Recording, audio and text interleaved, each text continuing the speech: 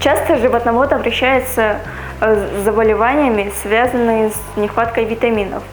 Что бывает при нехватке витаминов? При нехватке витаминов животное теряет свою продуктивность, теряет аппетит, теряет вес. В то же время животное заболевает инфекционными заболеваниями довольно часто. Что мы должны делать, чтобы животное все время было в продуктивном виде?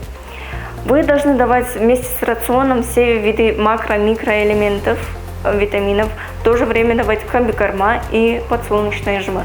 Она помогает животному стабилизировать свой иммунитет, в то же время улучшает обмен веществ. Если у животного появляется бешеный аппетит, либо потеря аппетита, это нехватка витаминов фосфора и витамина В12. В таких случаях вы должны давать такие препараты, как бутазал, либо катазал, либо самый лучший препарат бутавит. Как раз таки он помогает улучшать обмен веществ и улучшает иммунитет. А при нехватке витаминов Е, при нехватке витаминов А, Д, С, например, при нехватке Д, как вы знаете, это заболевание рахит, влияет на систему костей. Кость неправильно формируется, и у животных формируются неправильные кости. А при нехватке витаминов С теряется иммунитет, и животное часто подвергается болезням.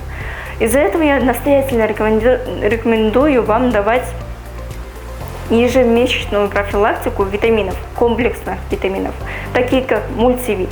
В составе мультивита есть все виды витаминов, все виды витаминов В, А, Д, С и так далее. Если вы хотите, чтобы животное не подвергалось всяким заболеваниям, если вы хотите, чтобы животное набирало вес, то вам надо давать ежемесячно комплексные витамины, мультивит, рыбий жир и вместе с кормом давать макро-микроэлементы.